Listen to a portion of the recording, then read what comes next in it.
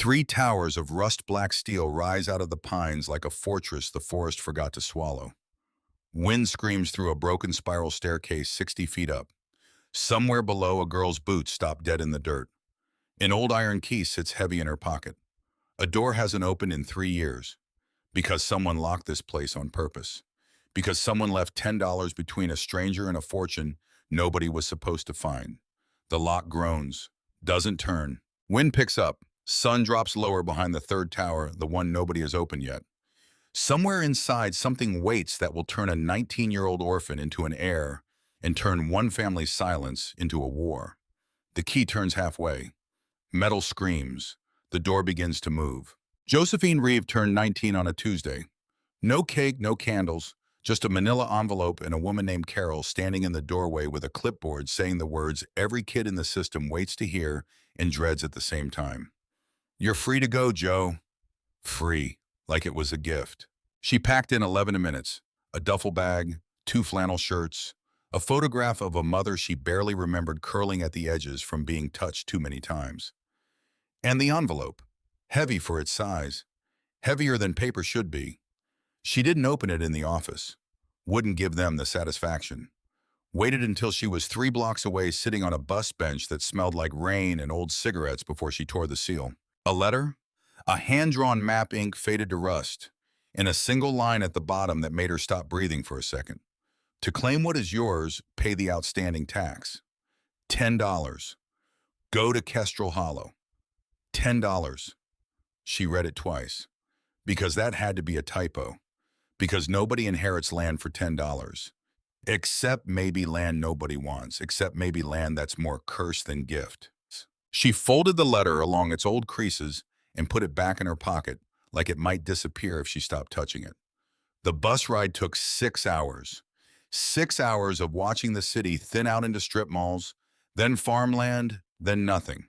6 hours of her own reflection ghosting over the window arguing with her. This is stupid, Joe. This is somebody's idea of a joke. Except the letter had her name on it. Josephine Reeve, spelled right. Which meant somebody had known she existed. Somebody had planned this before she'd even left that office. By the time the bus dropped her at the edge of a town called Kestrel Hollow, the light was doing that low gold thing, stretching shadows out long across a single main street. A hardware store. A diner with a hand-painted sign. A law office wedged between them like an afterthought.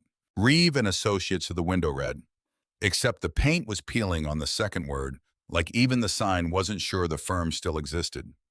She stood there a long moment, read her own last name on a stranger's door, felt something crawl up the back of her neck.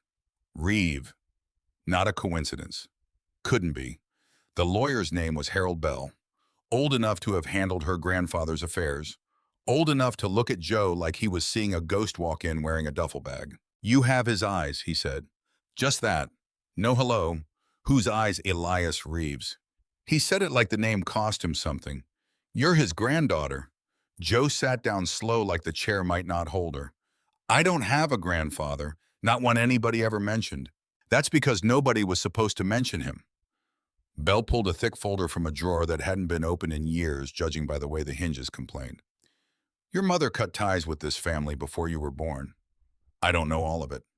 "I know enough." "Enough for what?" "Enough to know that when Elias passed 3 years ago, he left specific instructions. That the land goes to you, not to anyone else living. You. And only when you turned 18 and could be found." Joe's mouth went dry. "Why would he do that? He never met me." "He knew about you." Bell slid a photograph across the desk. Grainy, a hospital nursery, a bassinet, a name card too small to read.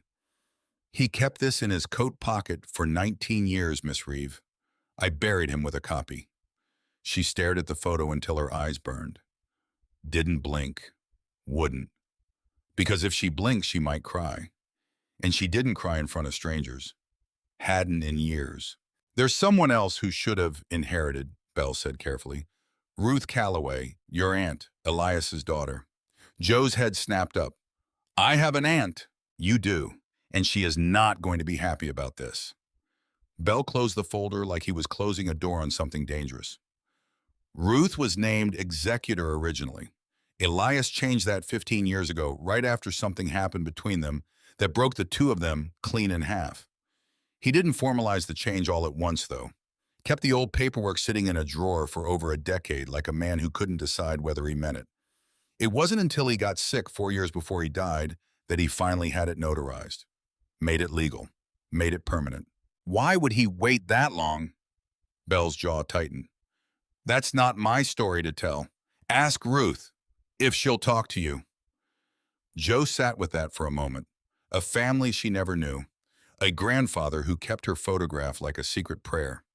An aunt who'd been erased slowly over 11 long years by a man too proud to say what he meant until his own body forced his hand. The letter said $10 each, she said finally. For land, that's not possible.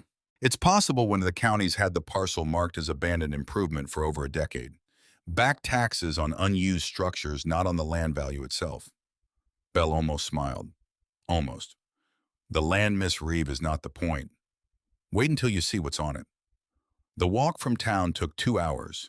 The road gave out into gravel, then into dirt, then into nothing but a deer trail winding up through birch and pine that hadn't seen a saw blade in generations. Joe followed the map with her thumb pressed against the paper like it could steady her hands. The light was going amber, then bruised purple when she came around a ridge and stopped so hard her boots skidded in the dirt. Because there, rising out of the trees like something that didn't belong on this earth, stood 3 towers. Not a cabin, not a barn. 3 grain silos, each easily 60 feet tall.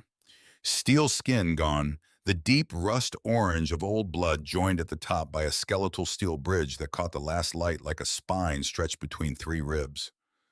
A spiral staircase wound around the nearest tower, hand-welded, half-swallowed by ivy that had crawled up 2 full stories. Round window ships' portholes, actual brass-rimmed portholes, were cut into the steel at odd uneven heights, glass either shattered or fogged with decades of grime. It looked like a fortress, or a shipwreck that had somehow washed up 60 miles from any ocean and grown roots. Joe didn't move. Couldn't. This isn't real, she thought. This can't be real. People don't live in things like this.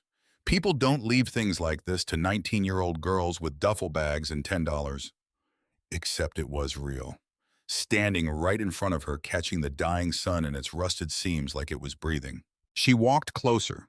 Her boots crunched over a carpet of dead leaves and rusted bolts scattered like the towers had been shedding pieces of themselves for years. Up close, the scale of it swallowed her. She had to tilt her head all the way back to see where the 3rd tower vanished into a canopy of darkening sky. An old iron key sat heavy in her jacket pocket. She'd been carrying it since Belle pressed it into her palm at the office, saying nothing, just watching her face for a reaction he clearly expected and got. The door, a heavy, riveted steel hatch, more submarine than farmhouse, was set low in the base of the center tower. Joe fit the key into a lock gone green with age. It didn't turn. She tried again, jiggled it, cursed under her breath. Great. Perfect. 19 years old, alone in the middle of nowhere, locked out of a haunted steel castle that apparently belongs to me. 3rd try, something gave. A groan of metal, deep and reluctant, like the whole tower was clearing its throat before it let her in. The door swung open into darkness. She should have waited for morning. Should have gone back to town, found a motel, come back with a flashlight that had actual batteries in it instead of the dying one rattling around in her bag. Except she couldn't. Because something about standing outside that door so close to an answer she'd waited 19 years without knowing she was waiting made walking away impossible. The flashlight beam caught dust first, then shapes, then the full dizzying scale of what was inside, and Joe forgot how to breathe. It wasn't empty. It wasn't a house at all, not really. The ground floor of the center tower opened up into what could only be called a workshop, a vertical cathedral of 1 steel catwalks ringing the curved walls at 3 different levels, connected by ladders, and that same hand-welded spiral stairs she'd seen outside. Workbenches lined the base, still cluttered with tools gone orange with rust. Blueprints, dozens of them, pinned to every available surface edges, curling ink faded but legible. Gears, pulley systems, something that looked like the skeleton of a water turbine, half-assembled, frozen mid-thought, like whoever built it had simply walked away one day and never come back. Who were you? Joe whispered, and her voice came back to her off the curved steel walls, small and strange. She climbed, because she had to, because standing still in that space felt like drowning in a question she needed answered. The second level held drafting tables, rolls of paper stacked to the ceiling, a cot in the corner, blankets moth-eaten, but still folded with military precision like the man who'd slept there had never once in his life left a bed unmade. The third level, the top of the tower where the steel bridge connected out to its two silent siblings, was where she found the crate. Small, wooden, sitting square in the center of the floor like it had been placed there and waited. Waited years. Waited for exactly this moment, this girl, this flashlight beam cutting through decades of dark. Joe knelt. Her hands were shaking. She told them to stop. They didn't listen. Inside mason jars. A dozen of them, maybe more, packed edge to edge. And inside the jars, tight rolled and yellowed bills. More cash than she had ever seen outside of a bank commercial. More than the group home's entire yearly budget, probably. More than she could count without her vision blurring. She sat back on her heels. The flashlight beam trembled against the curved wall. This is it. This is the thing everyone warned you about. Too good to be true. Somebody's going to walk through that door any second and tell you this was all a mistake. Except nobody came. Under the jars, wrapped in oilcloth, gone stiff with age, was a leather journal. Joe's fingers found it before her mind caught up to what she was doing. She opened it to the last written page, and there in handwriting that slanted hard to the right, urgent like the man writing it, was racing something. If you are reading this, then the county did its job, and the years did theirs, and you have found your way up here against every reasonable instinct a person should have. Good. You'll need that instinct. The money is not the inheritance.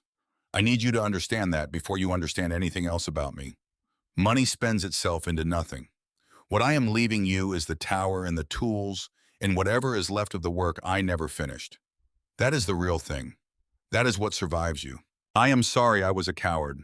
I am sorry it took a lawyer and a locked door and $10 in back taxes to bring you here instead of my own two hands while I still had them. I told myself there was time. There is never as much time as you think. There is someone else who should know you exist. My daughter Ruth. I failed her long before I failed you. If she comes looking, and she will, please listen before you decide what she is to you. E.R. Joe read it 3 times. The 4th time her vision blurred too badly to finish, and she let the journal fall shut against her knees. A grandfather who kept my photo in his coat pocket for 19 years, who built 3 towers out of grain silos in the middle of nowhere, who left me money in mason jars like it was nothing, like it was an afterthought, and told me the real gift was rust and steel and unfinished work. And an aunt he failed. Who's coming? Outside, the wind picked up, and the whole tower groaned around her. Steel flexing, settling, breathing like something enormous, exhaling after holding its breath for 3 long years. Morning came gray and cold, and Joe woke stiff on the workshop floor. Jacket balled under her head, the journal still clutched against her chest, like it might float away in the night. She spent the first hours just walking the towers, counting rooms, finding things. A pantry stocked with jars of preserves gone dark with age. A hand pump well built into the base of the 3rd tower, water running clear and shockingly cold when she finally got it working.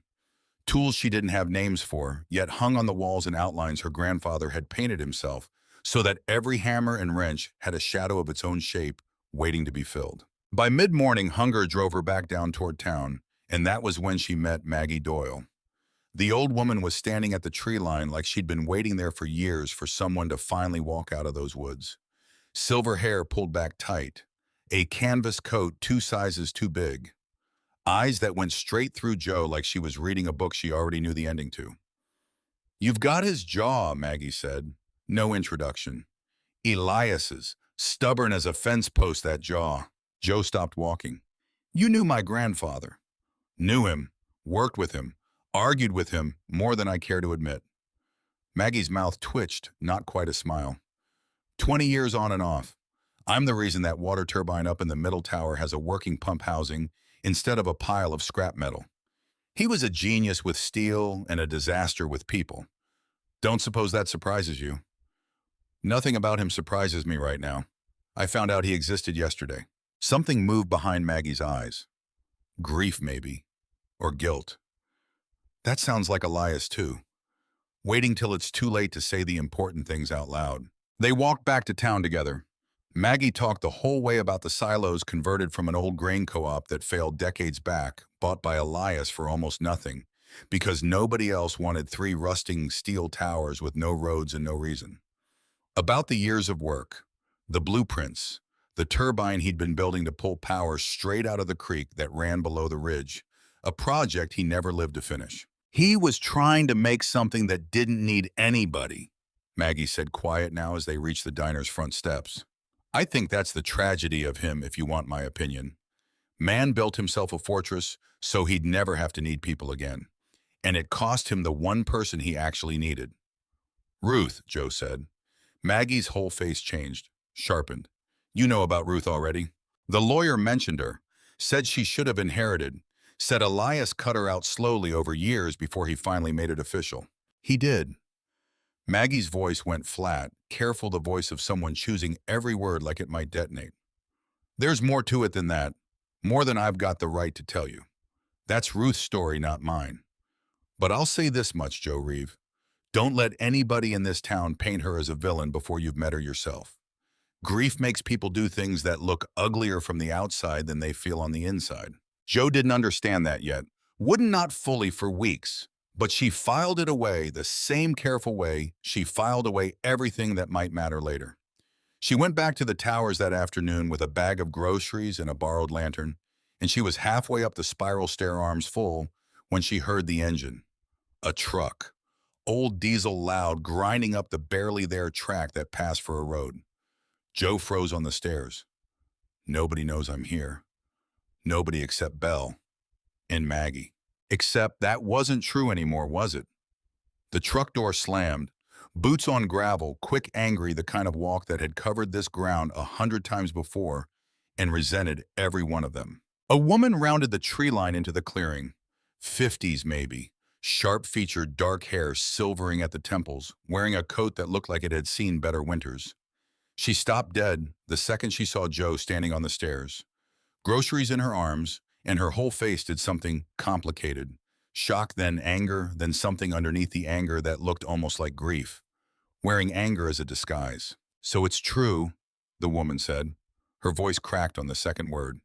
He actually did it, gave it to a stranger. Joe's pulse hammered.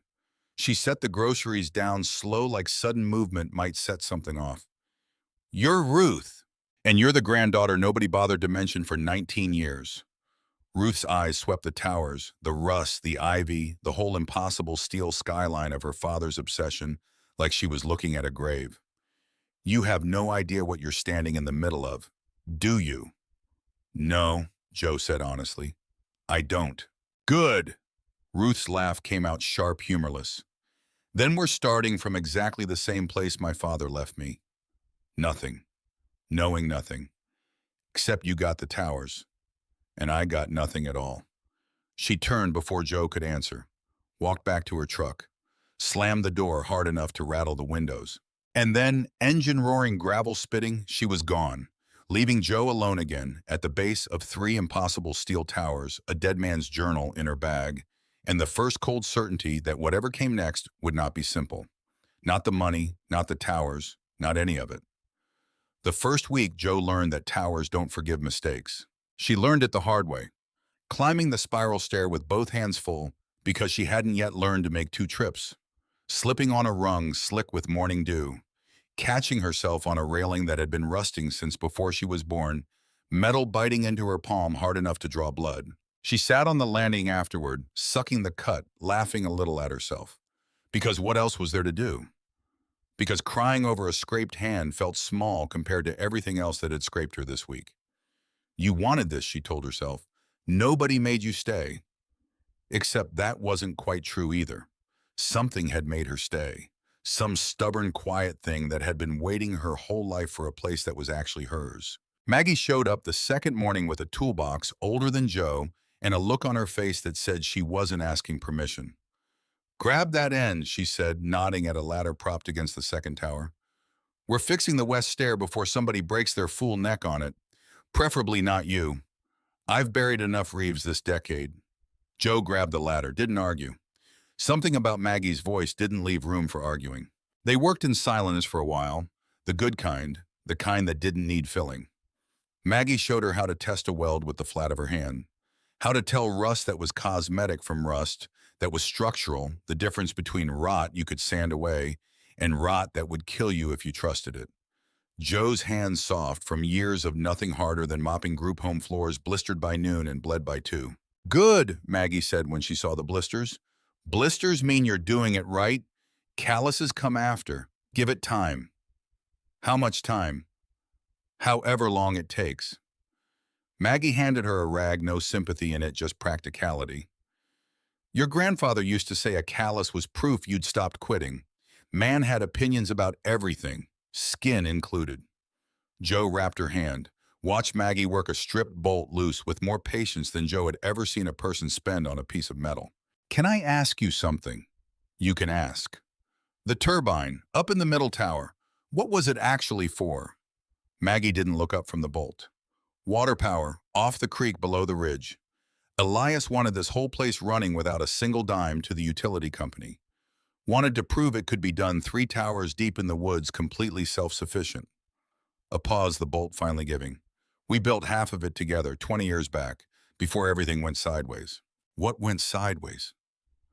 Maggie's jaw tightened the same way Belle's had back in that office that smelled like old paper and older regrets. That's not mine to tell either, she said. Ask Ruth if she ever lets you close enough to ask. Ruth did not let her close enough to ask.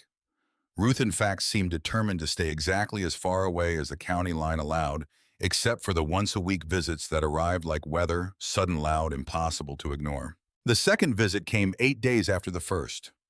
Joe was up on the west stair, wrench in hand, when the truck ground up the track again and her stomach dropped the way it had the first time. Ruth didn't get out right away. Sat in the cab a long moment, staring up at the towers like she was steeling herself for something. Then the door opened and she was walking fast, a folder clutched under one arm, her mouth already moving before she'd covered half the distance. You need to see this. Good morning to you too, Joe said, climbing down. I'm not here for good mornings. Ruth shoved the folder at her. That's a formal notice. County's reviewing the tax abandonment status on this parcel. Somebody filed a complaint saying the improvements were undervalued, which means somebody's about to find out this land is worth a great deal more than $10, and when they do, they're going to come after it. Hard. Joe opened the folder. Words swam. Legal words, cold words, words designed to be confusing on purpose. Who filed the complaint? Ruth's face did something complicated. Does it matter? It matters if it was you. The silence that followed lasted just long enough to be an answer. It wasn't spite, Ruth said finally, voice tight. I need you to understand that. I've got a mortgage 6 months behind and a bank that doesn't care whose daughter I am. This land, everything in it, that money you found those towers, it's worth more than either of us can imagine. And I am not going to apologize for wanting what should have been mine in the first place. So you're trying to take it. I'm trying to survive. Ruth's voice cracked on the last word just slightly, just enough that Joe caught it. You don't know what it's like, watching your own father build a fortress for a girl he'd never met, while his actual daughter, she stopped herself. Hard. Like she'd walked right up to the edge of something and yanked herself back before she went over. While his actual daughter, what? Joe asked quiet. Nothing. Ruth turned him back toward her truck. Read the notice. Get a lawyer. This isn't over. That night, Joe couldn't sleep. She sat on the 3rd tower catwalk with the journal open on her knees, lantern light throwing her shadow huge and warped against the curved steel wall, and she read every page she hadn't read yet, hunting for Ruth's name like it might explain something. She found it finally 3/4 through. An entry dated 15 years back, the handwriting jagged, angrier than the rest. Ruth came again today, wanting me to sell to that agriculture company. Said it was the only sensible thing left to do, that I was an old fool clinging to rust and dead dreams while she watched her own life fall apart, trying to hold mine together. I told her no. I told her this land was the last thing I had left that was purely mine. And she said that was exactly the problem, that I had never once in her whole life made room for anything of hers. I did not know what to say to that, so I said nothing, which was, I am beginning to understand the thing I always did worst. Joe read it twice. A third time, something in her chest went tight and complicated sympathy tangling with confusion. Because that doesn't sound like a woman trying to steal something, she thought. That sounds like a woman who got left behind twice. Once by her father, and once by his silence. Except knowing that didn't make the legal notice in her bag any less real. Didn't make the mortgage Ruth mentioned the desperation underneath her anger any less dangerous. Which means I have to figure this out fast, before this turns into something neither of us can walk back from. She brought it to Maggie the next morning, journal entry and all. Maggie read it standing at the workbench, glasses pushed low on her nose, and when she finished, she was quiet a long moment before she spoke. He never told her the whole reason he pulled away, Maggie said finally. I know because he told me instead, which tells you something about the kind of coward your grandfather could be when it came to the people who mattered most. So tell me. Maggie set the journal down, careful like it might bruise. 15 years ago, that agriculture company Ruth wanted him to sell to, they weren't just interested in the land, Joe. They wanted the turbine design, the water system. Elias had been quietly developing something nobody else had cracked, yet a small-scale power system that could run off almost nothing. And Ruth, she hesitated. Ruth had already signed paperwork with them, behind his back, believing she was helping him see sense, believing a payday now was better than a stubborn old man's pride. Joe's stomach turned. She sold the design without telling him. She tried to. He found the paperwork before it went through. That was the day the trust between them broke, right there all at once. But he didn't cut her out of the will that same week, Joe. That's the part nobody in this town understands right. He sat on it, kept the old paperwork naming her as everything, kept it in a drawer for 11 more years, like some part of him still believed they'd find their way back to each other. It wasn't until he got sick 4 years before he died that he finally had the new will made legal. Like getting sick made him give up on fixing things the slow way and settle for punishing her the fast way instead. Joe sat with that, the wrongness of it layered on wrongness, going back years before she was even born. 11 years of an old man holding a door half open, too proud to walk through it, too guilty to close it. And then at the end, closing it anyway. He punished her for being scared. And then he died before either of them could fix it. And now it's landed on me. A war I didn't start in a house I didn't know existed a month ago. Does she know you know? Joe asked. No. Maggie's eyes were steady sad. And it's not my place to tell her I do. That's between you two now. Whether you want it to be or not. The third tower kept its secrets longer than the other two. Joe had left it for last, told herself it was because the door was rusted worse than the others, because the lock fought her every single time. The truth was simpler and harder to admit. Something about that tower felt different, heavier, like it was holding its breath the same way she was. It took her 4 days to force the door. 4 days of prying, oiling, cursing at hinges that had fused solid with age until finally on a gray afternoon, with rain coming in sideways off the ridge, the door gave with a shriek that echoed up through all 3 towers at once. Inside dust hung so thick in the flashlight beam, it looked like fog. Unlike the workshop, unlike the drafting floor, this tower had been a home. A real one. A narrow bed, a dresser, a child's drawings faded almost to nothing, pinned along one curved wall, crayon suns, crayon houses, a stick figure family of 3, standing in front of what might have been meant as these very towers. Joe's throat closed. Ruth's, she thought. These are Ruth's. She climbed higher past the bedroom up to where the tower narrowed toward its peak. And there, in a space barely large enough to stand upright, she found a steel filing cabinet bolted straight into the floor, like whoever put it there never wanted it moved. Locked. Of course it was locked. It took her 20 minutes and a crowbar borrowed from Maggie's toolbox to force the drawer, and when it finally gave, what spilled out wasn't cash. Wasn't blueprints. It was a second will. Older than the one Belle had shown her. Dated from before the falling out, entirely before any of it.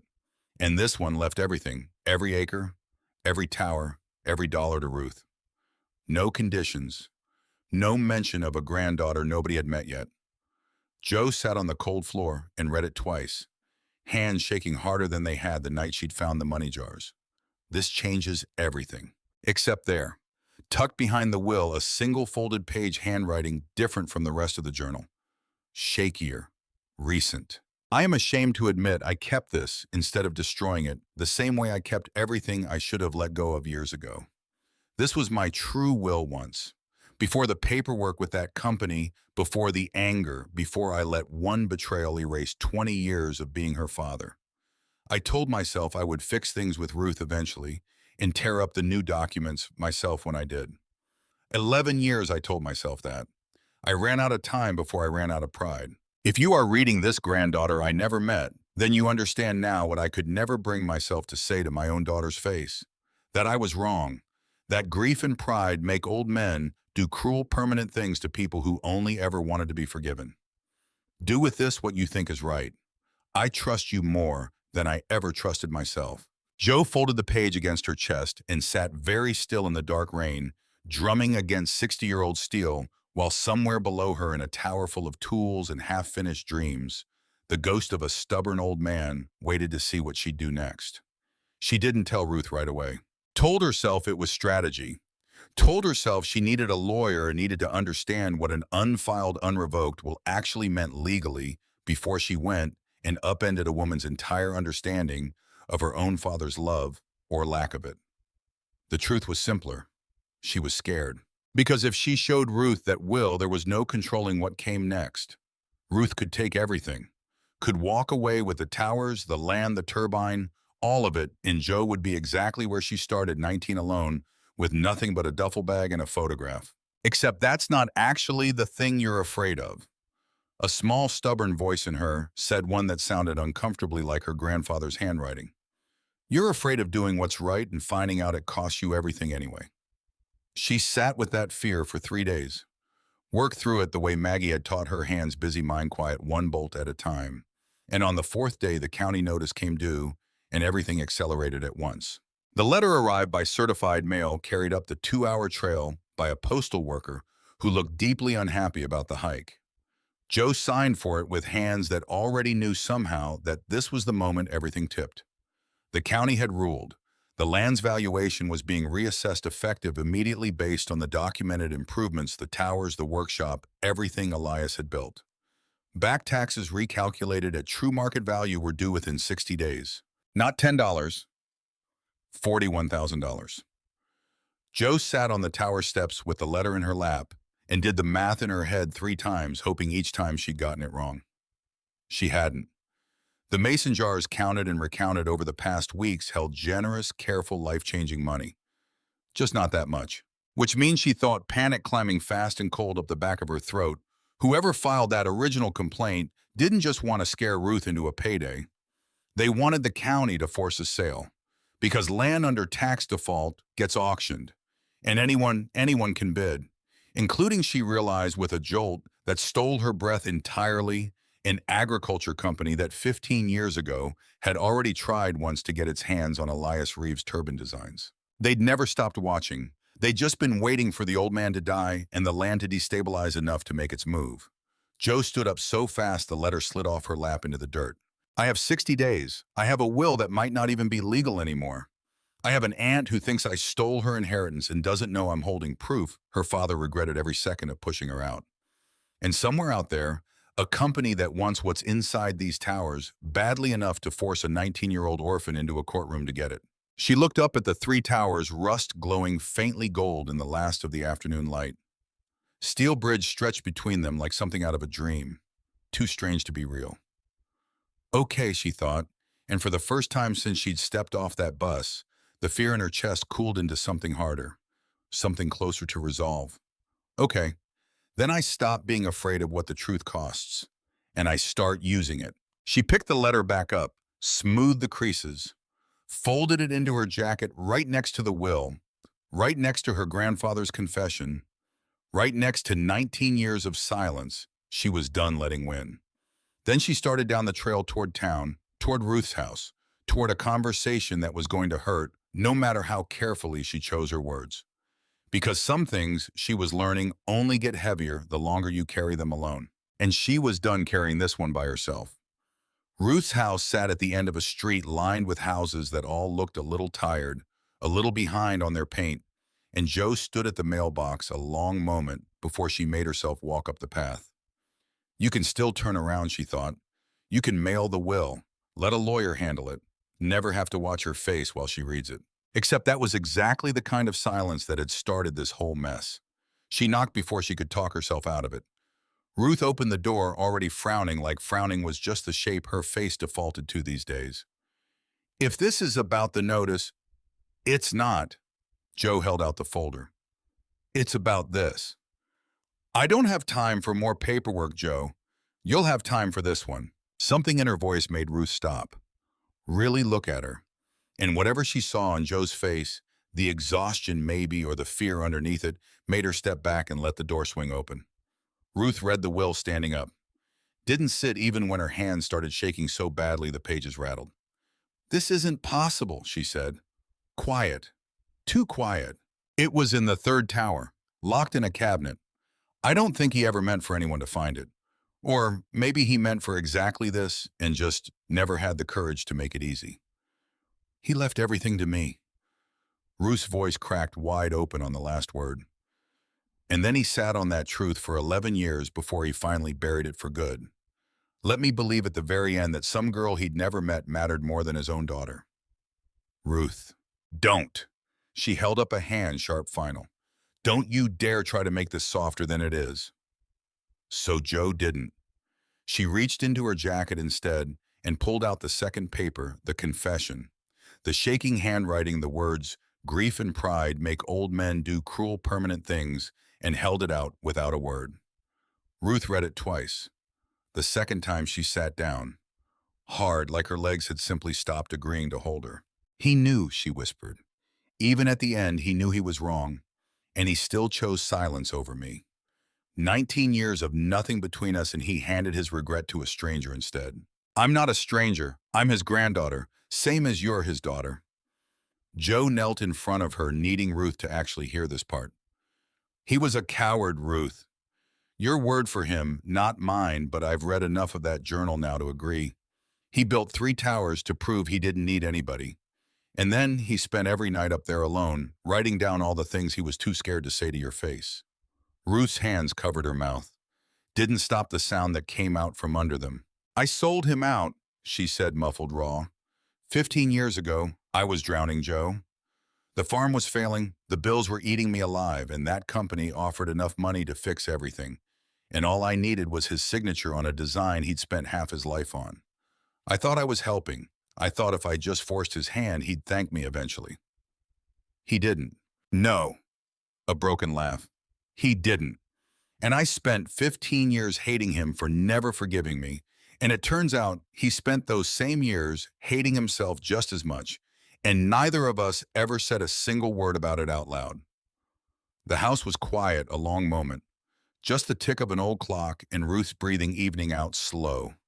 And the weight of 2 women finally saying out loud what an entire family had spent decades bearing. So what happens now? Ruth finally asked. You could destroy that will. Nobody would ever know it existed. You'd keep everything clean, simple, no complications. Joe shook her head. I'm not doing that. Why not? Because he was wrong to shut you out. And because I'm not interested in being right by doing the same cruel, cowardly thing he did. Joe took a breath. I want us to fix this together. Both wills mean something. His last wishes and his true wishes shouldn't have to cancel each other out. They went to Harold Bell's office the next morning, both of them, and laid every piece of paper out on his desk. The sealed will, the unfiled one, the confession, the county notice with its impossible $41,000 deadline.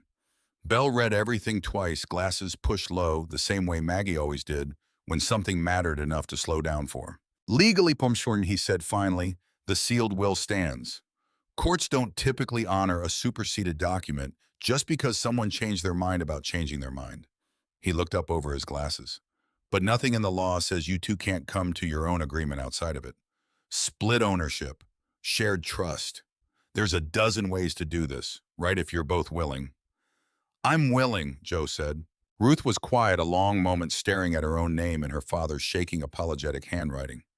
I'm willing, she said finally, but God help me, I'm willing. The county auction notice still loomed, though unmoved by family reconciliation, indifferent to forgiveness. $41,000 due within a matter of weeks now, and even split two ways, it was more than either woman had sitting in a bank account. 2 weeks had already bled away, just getting this far paperwork and lawyers, and Ruth finally agreeing to listen, and that left barely a month before the deadline closed in for good. The turbine, Maggie said when Joe laid it all out for her back at the tower's papers spread across the workbench like a battle plan. That design your grandfather never finished. It's worth more than either of you understands. I've kept in touch over the years with people in the renewable energy world who'd have paid real money for a working small-scale water system that clean. We don't have a working system, Joe said. We have half a turbine and a stack of blueprints. Then we finish it. Maggie's eyes had a spark in them Joe hadn't seen before, something almost hungry.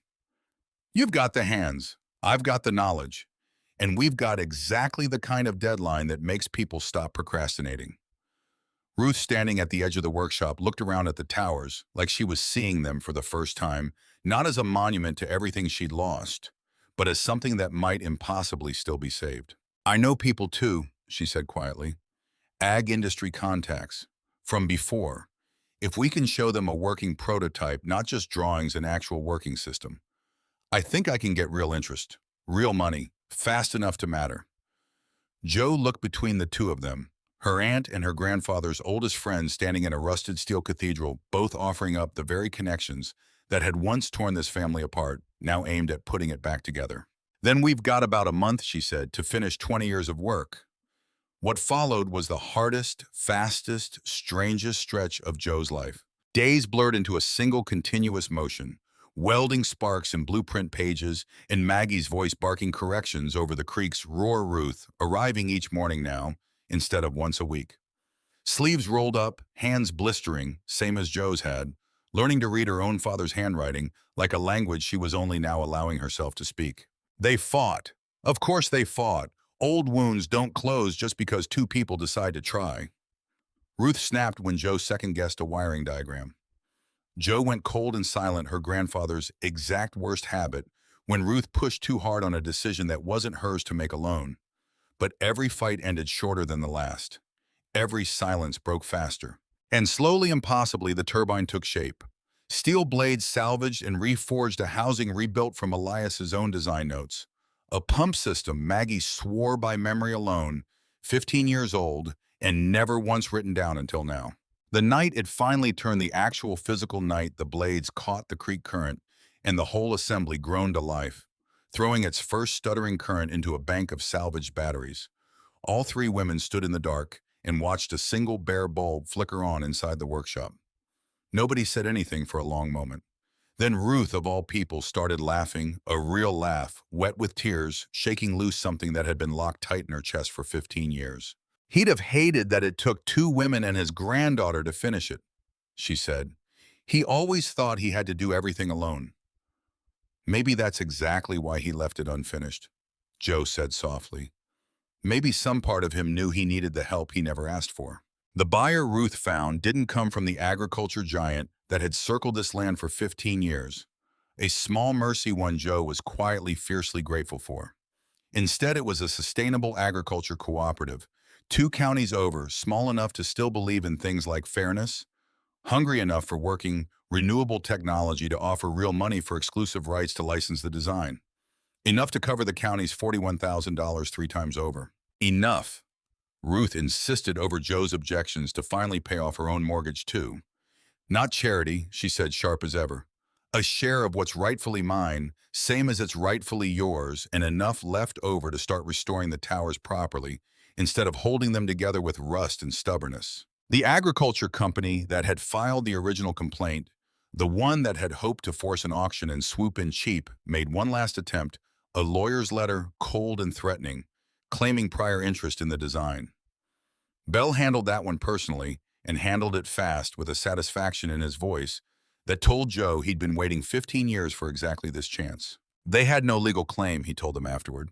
Elias never signed anything. Ruth never finalized the sale. It was always yours. All they ever had was the hope that grief would make you sloppy. It almost did, Ruth admitted, quiet. Almost isn't the same as did Joe said. By the time the first frost came, the third tower had a new lock on its door, one that actually turned, and inside, where a filing cabinet had once guarded 11 years of silence, there now hung a simple wooden sign Maggie had carved herself. The Reeve Waterworks, established by a stubborn old fool, finished by the family he almost lost. Joe stood beneath it with Ruth on one side and Maggie on the other. Three generations of women who'd never planned on needing each other standing in a steel cathedral that had outlived every single person who'd ever doubted it could be saved. He'd never have said it out loud, Ruth murmured, looking up at the towers glowing amber in the late afternoon light, ivy trimmed back, now portholes cleaned until they caught the sun like eyes finally opening after a long sleep. But I think he'd be proud. I think he already told us, Joe said. He just needed us to find the words ourselves. Below them, the creek ran on turning steel blades that had waited 20 years to finally spin, sending quiet, steady light up into three towers that had once been nothing but rust and grief in an old man's stubborn, unfinished dream. Now they were something else entirely. A home, built twice. Once by a man who thought he had to do it alone, and once by the family who proved finally unmistakably that he never should have.